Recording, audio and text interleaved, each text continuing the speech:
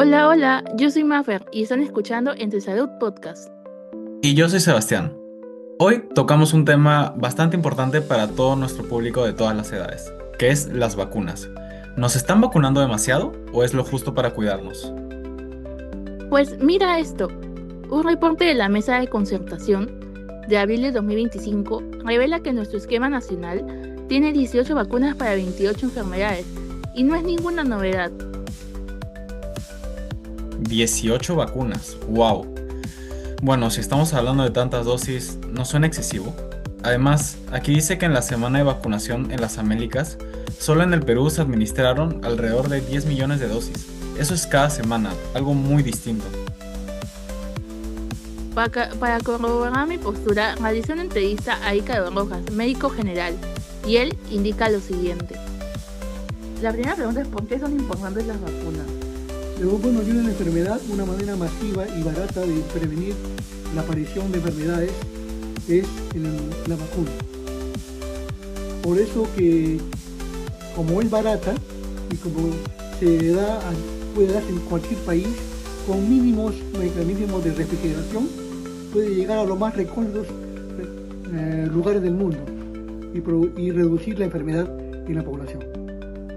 ¿Qué factores fueron los que hicieron el uso masivo de vacunas en los últimos años?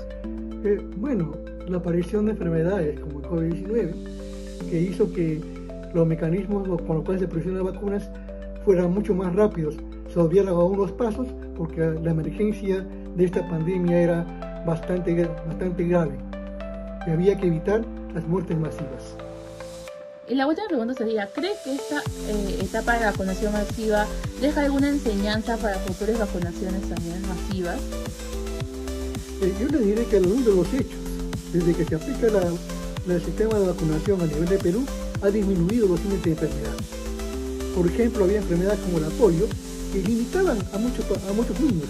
Y desde que se aplica la vacunación, esto ha disminuido dramáticamente. Otra enfermedad ha sido el sarampión. Entonces, a la luz de los hechos, se ha probado la efectividad de esta vacunación. Lógicamente, hay personas que sin ningún elemento científico, solamente guiándose por lo que está en internet, de repente el miedo hace que ellos no tomen la decisión de vacunarse.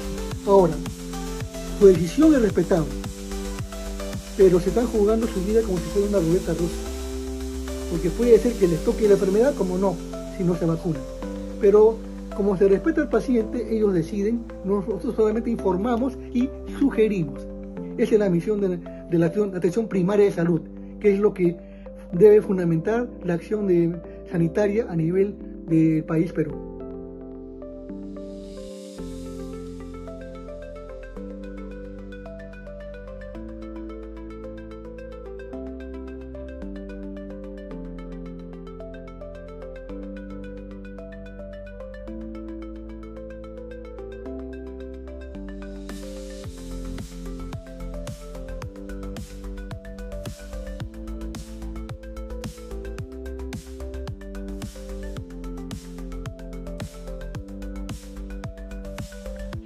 Bueno, aprovechando la introducción del doctor Ícaro, cabe aclarar que por mi parte también hablé con Alfredo Maril. Él es un médico cirujano con un punto de vista sobre las vacunas bastante distinto para poder comparar opiniones entre expertos. Aquí es lo que él tiene que decir. Doctor Maril, usted ha manifestado cierto recelo respecto a la cantidad de vacunas que se administran actualmente. ¿Podría explicarme a qué se refiere exactamente? Claro, normal. Mira, yo no estoy en contra de la vacunación. Las vacunas han sido uno de los mayores logros de la medicina moderna en sí y han salvado, la verdad, que millones de vidas. Sin embargo, bueno, en los últimos años ha habido visto una expansión bastante acelerada, digamos, del esquema de vacunación, que actualmente creo que incluye 18 vacunas para 28 enfermedades. Esto representa una gran cantidad de dosis que un niño recibe desde sus primeros meses de vida. Ya, teniendo esto en cuenta, mi preocupación va por el lado de la racionalización. ¿Estamos vacunando de manera inteligente y basada en la realidad epidemiológica de cada región o aplicamos un modelo uniforme sin considerar variaciones de la sociedad o el lugar donde habitan? Porque no es el O sea, no es lo mismo vacunar en una zona urbana con acceso a servicios médicos constantes que en una comunidad rural, que tienen otras prioridades de salud, las cuales no están cubiertas. Ok, entonces, ¿usted consideraría esto como un exceso? ¿Y qué consecuencias podría tener en todo caso? Bueno, a ver, hablo más de una posible sobrevacunación. No digo que todas las vacunas estén de más, pero sí creo que hace falta una revisión crítica y periódica del esquema. No se trata solo de sumar vacunas nuevas cada año, sino de preguntarnos, ¿todas estas inmunizaciones son necesarias? O sea, ¿son realmente necesarias para toda la población sin excepción? O sea, ¿cuál es el contexto epidemiológico actual de estas enfermedades en el Perú? Bueno, a ver, mira, para ponerte un ejemplo, ¿no? Hay vacunas que se aplican de manera rutinaria, aunque los casos de esa enfermedad hayan sido extremadamente bajos o incluso nulos en el país durante varios años.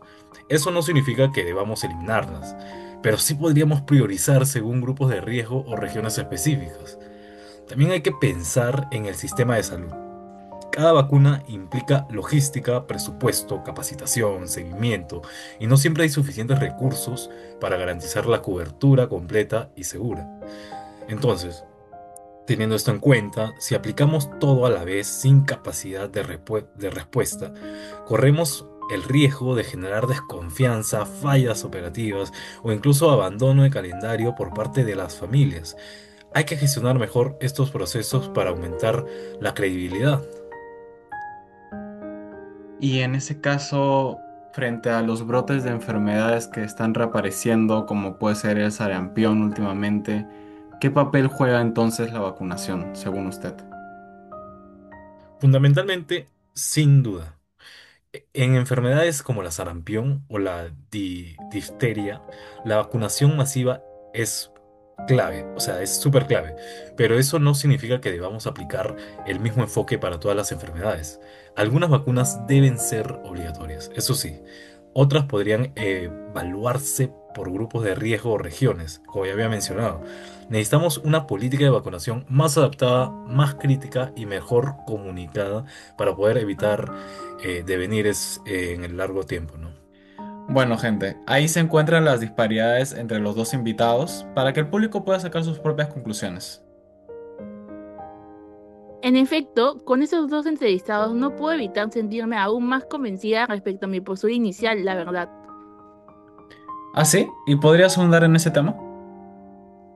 Lo que menciona el doctor Maril es válido, pero surgen las dudas cuando tenemos testimonios como el doctor Elmer Huerta, que alertó que para evitar brotes de sarampión necesitamos al menos el 95% de cobertura, y andamos más bien por el 62,1% en menores de 36 meses en 2023.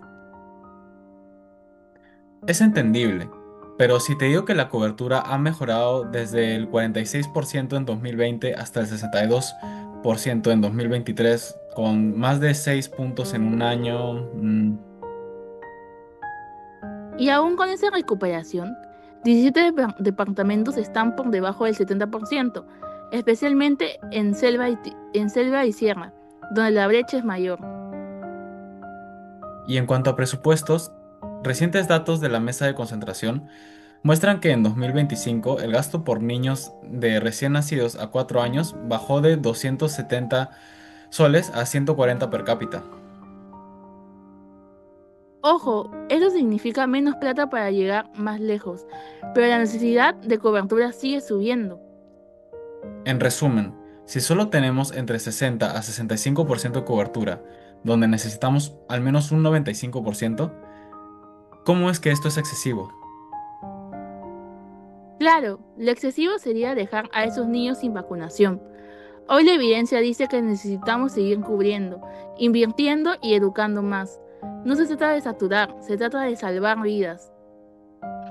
Bueno, la verdad, en cierta forma me alegra bastante esta conversación, Maffer. Venía pensando que sí era demasiado, pero tal vez con estos datos y tomando respectivas opiniones de cada uno de los entrevistados, creo que los hechos dominan en esta conversación. Gracias. Y a ustedes, chicos, les decimos, infórmense, contrasten y si pueden, vacúnense. Protegerse no es exagerar. Ya saben, gente, esto es su responsabilidad. Nos despedimos felices y con más info que mitos. Nos escuchamos en el próximo episodio. Muchas gracias. Bye.